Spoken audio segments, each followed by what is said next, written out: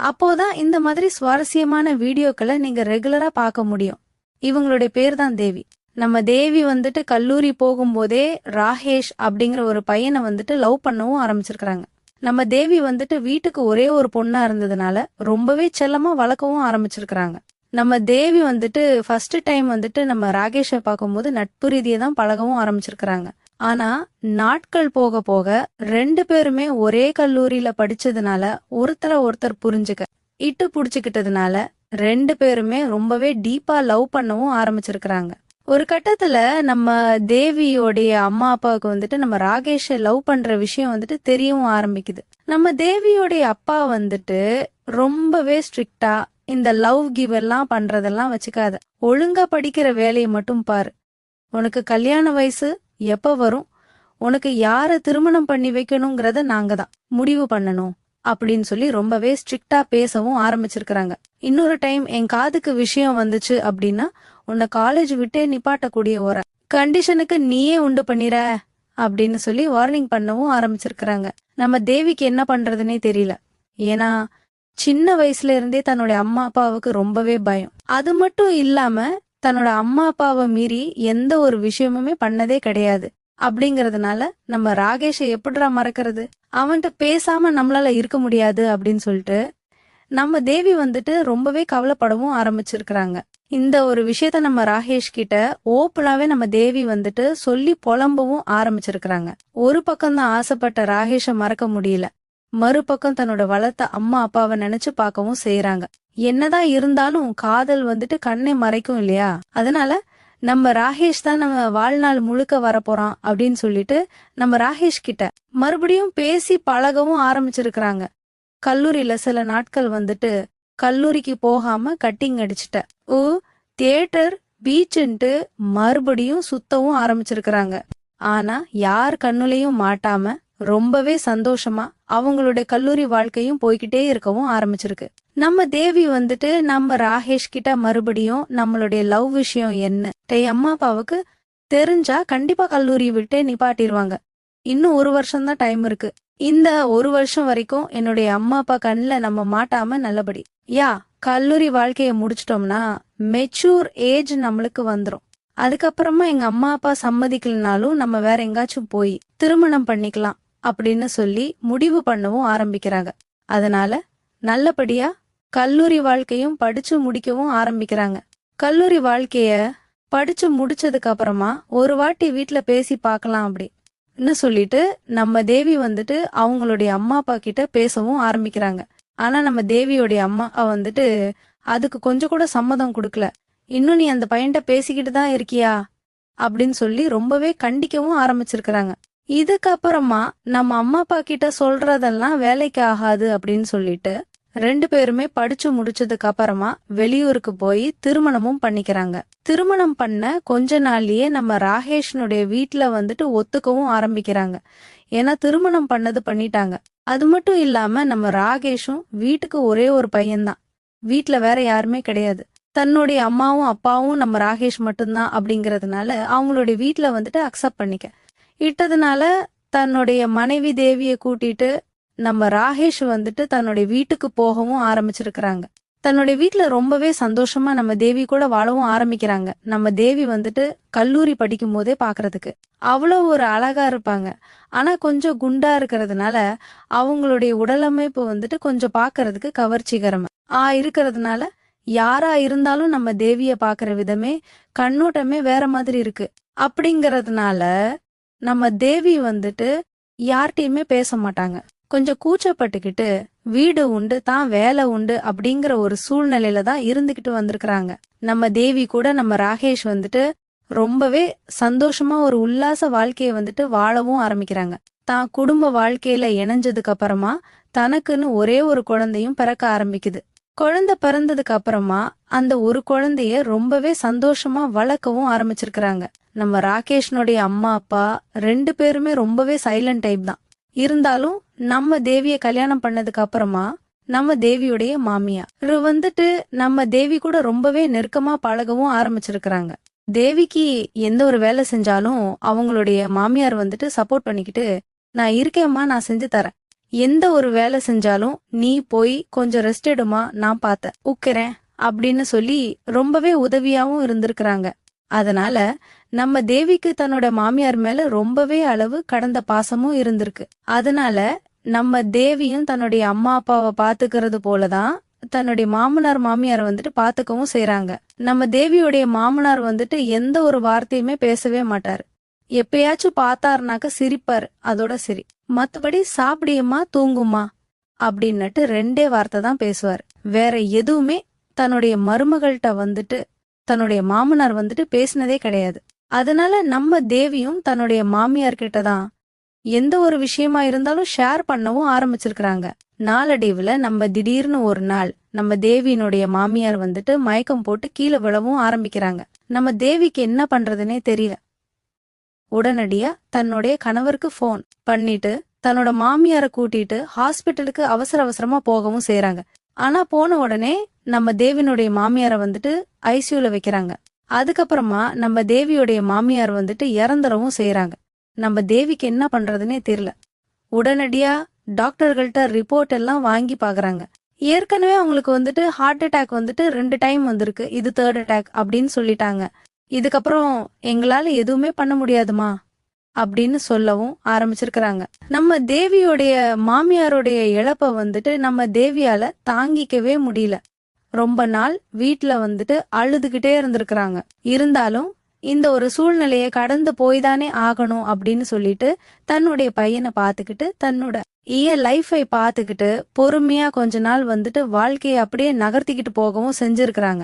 நம்ம தேவியுடைய மாமனார் வந்துட்டு தன்னுடைய மனைவி இறந்ததுக்கு அப்புறமா எந்த ஒரு விஷயத்துக்கும் யாருக்கிட்டையும் பேசுறதும் கிடையாது.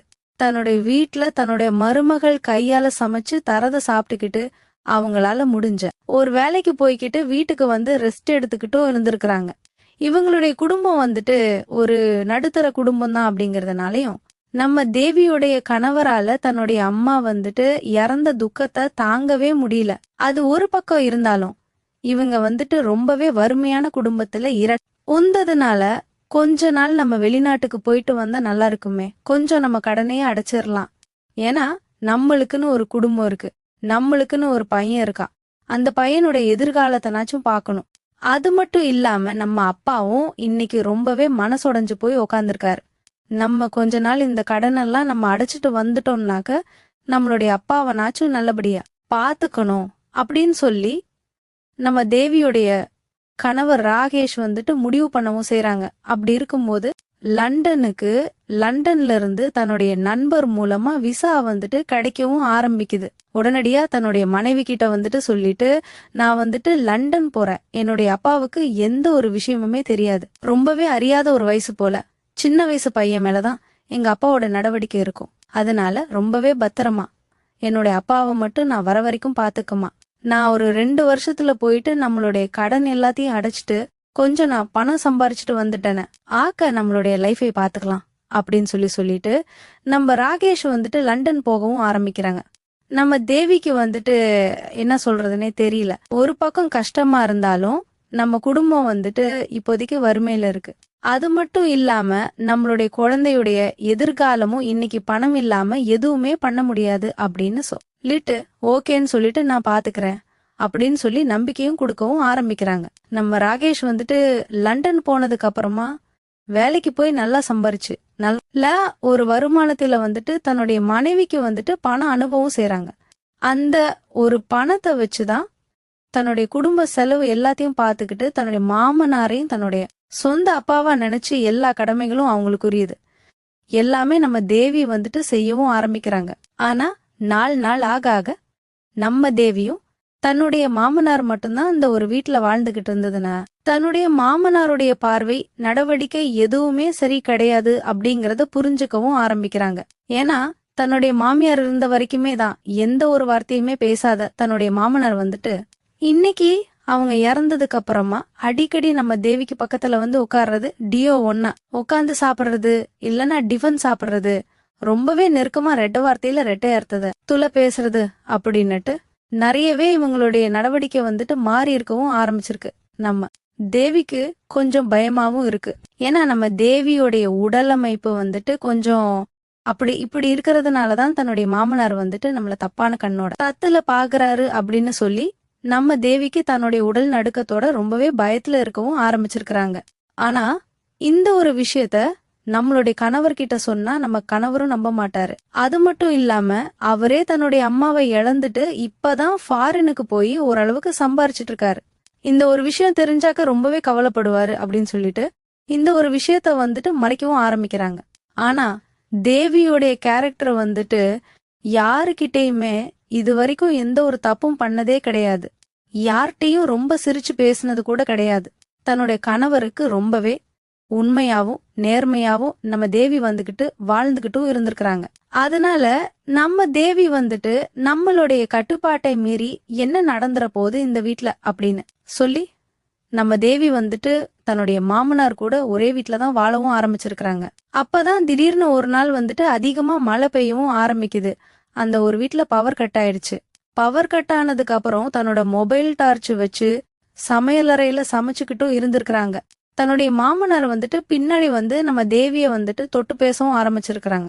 நான் வேணா உனக்கு ஏதாச்சும் ஹெல்ப் பண்ணட்டுமா அப்படின்னு வந்து இச்சுக்கிட்டே தன்னோட மேனியில கை வச்சு தொடவும் ஆரம்பிச்சிருக்கிறாங்க. நம்ம தேவிக்கு நம்ம மாமனார் வந்துட்டு தொட்ட உடனே என்ன சொல்றதுன்னே தெரியல. ஒரு நிமிஷத்துல தன்னையே மறந்து அந்த ஒரு உணர்ச்சிக்கு இடம் கொடுத்துருவோமோ அப்படிங்கிற பயத்தை. இல்லையே நம்ம தேவி வந்துட்டு அந்த ஒரு இடத்த விட்டு காலி பண்ணி போகவும் ஆரம்பிச்சிருக்கிறாங்க. ஏன்னா தன்னுடைய கணவர் இல்லாம ரொம்பவே இயலாமையில ஒரு பக்கம் இருந்தாலும் தன்னுடைய மாமனார் வந்துட்டு தொட்டாலும் இன்னைக்கு அவங்களோட உணர்ச்சி உடம்புல ஏறி வேற எதுக்காச்சும் நம்ம இடம் கொடுத்துருவோமோ, அது மட்டும் இல்லாம அவரு நம்மளுடைய அப்பா மாதிரி அப்படின்னு சொல்லிட்டு நம்ம தேவி வந்துட்டு அந்த இடத்த விட்டு விலகி போகவும் ஆரம்பிச்சிருக்கிறாங்க. அடுத்த நாள் காலையில நம்ம தேவி கிட்ட ரொம்பவே நெருக்கத்தில வந்து பேசவும் ஆரம்பிக்கிறாங்க. நம்ம தேவிக்கு என்ன சொல்றதுன்னே தெரியல. முடிஞ்ச அளவு தன்னுடைய மாமனாரை விட்டு கொஞ்சம் விலகி இருக்கவே ஆரம்பிக்கிறாங்க.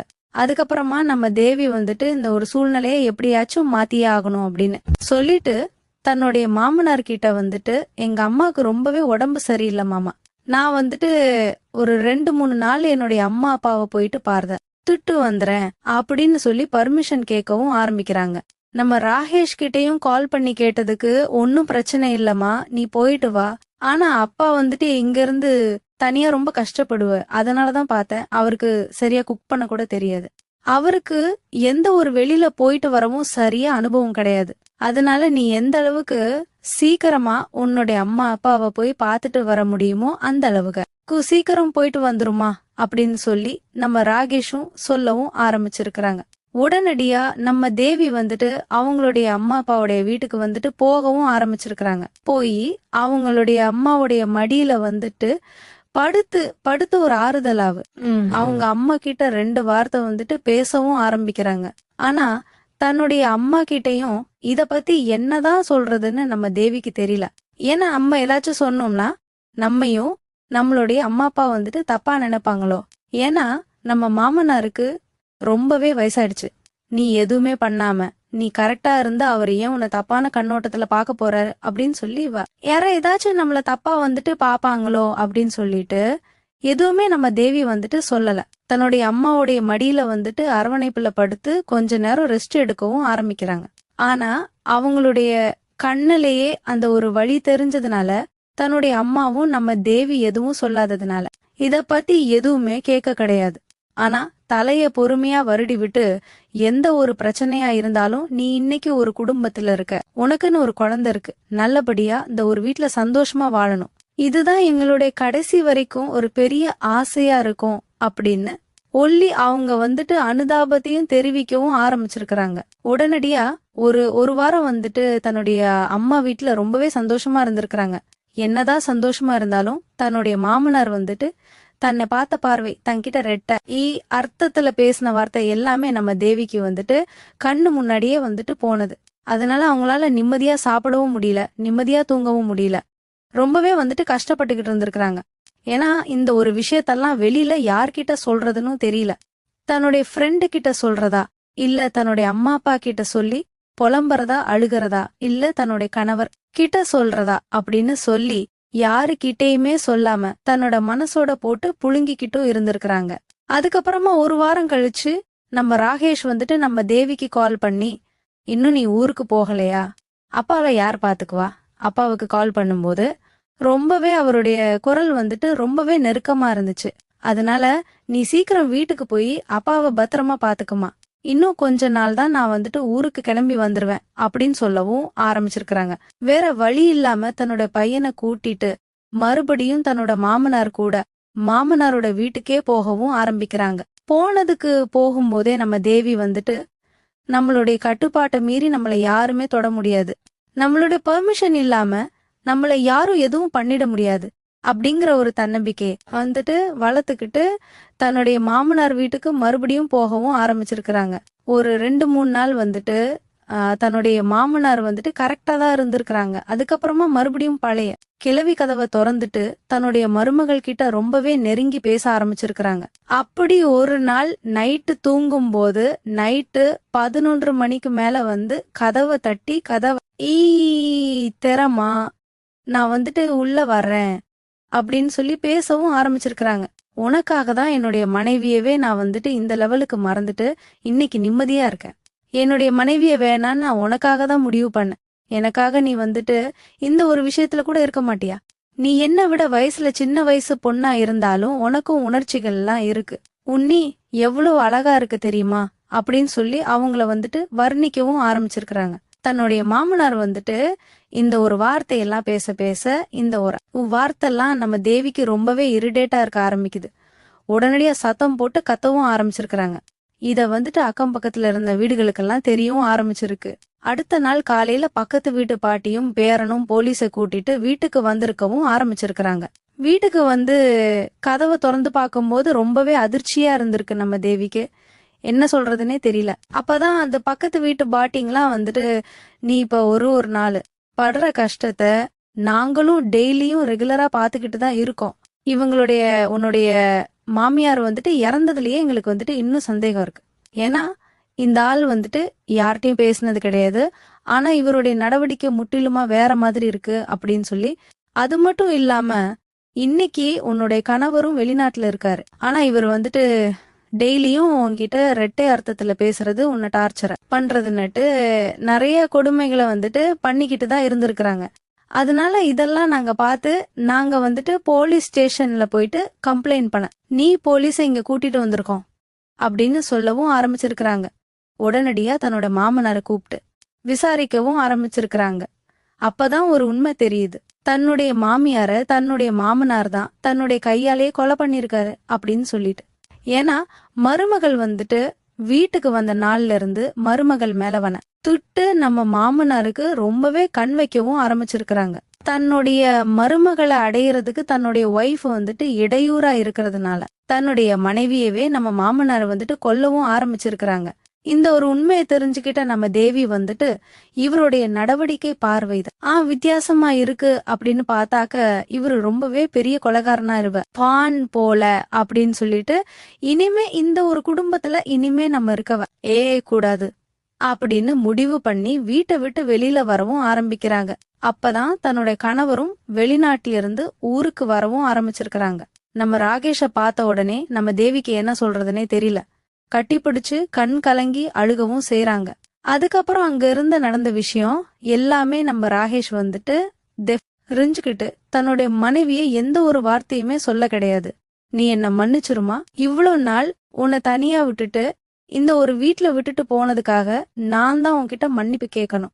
இவ்வளவு நாள் இவ்வளவு விஷயத்தையும் பொறுத்துக்கிட்டு இருந்ததுக்கு உனக்கு தான் நான் நன்றி சொல்லணும் அப்படின்னு சொல்லிட்டு, இனிமே இந்த ஒரு வீட்டுல நம்ம இருக்கவே வேணாம் அப்படின்னு சொல்லிட்டு தன்னுடைய அப்பாவை போலீஸ் ஸ்டேஷன்ல ஒப்படைச்சிட்டு அந்த ஒரு வீட்டையும் வித்துட்டு லண்டனுக்கே தன்னோட மனைவியையும் குழந்தையும் கூட்டிட்டு போயிட்டு அங்க ஒரு புது வீடு எடுத்து ரொம்பவே சந்தோஷமான ஒரு குடும்ப வாழ்க்கையை வாழவும் ஆரம்பிச்சிருக்கிறாங்க. இந்த மாதிரி இந்த காலத்திலயும் இன்னமும் சில வீட்டுகள்ல தன்னுடைய மாமனாரே சொந்த மாமனாரே மகள் மேல ஆசைப்படுறதும் இந்த மாதிரியான விஷயம் எல்லாம் இன்னமும் நடந்துகிட்டு தான் இருக்கு. ஒருத்தவங்களுடைய தோற்றத்தை வச்சு ஒருத்தவங்கள தப்பான கண்ணோட்டத்துல எடை போடக்கூடாது. அவங்களுடைய உடல் தோற்றம் தப்பான ஒரு தோற்றத்துல இருந்தாலும் தன்னுடைய கணவருக்கு வந்துட்டு உண்மையா இருக்கணும் அப்படிங்கிற ஒரு மனசாட்சியோட தேவி வந்துட்டு ரொம்பவே நல்ல பொண்ணா, குடும்பத்து பொண்ணா தன்னுடைய குடும்பத்தை கட்டி காத்தும் ஆரம்பிச்சிருக்கிறாங்க. இந்த ஒரு வீடியோ பத்தின உங்களுடைய கருத்துக்கள் எதுவா இருந்தாலும் கீழே இருக்கக்கூடிய கமெண்ட் பாக்ஸ்ல மறக்காம கமெண்ட் பண்ணிருங்க. இந்த வீடியோ பிடிச்சிருந்துச்சு அப்படின்னா இந்த வீடியோக்கு ஒரு லைக் பண்ணிட்டு உங்க ஃபேமிலி அண்ட் ஃப்ரெண்ட்ஸ்க்கும் ஷேர் பண்ணிருங்க. மறக்காம நம்ம சேனலை சப்ஸ்கிரைப் பண்ணி கொஞ்சம் சப்போர்ட் பண்ணுங்க. Thanks for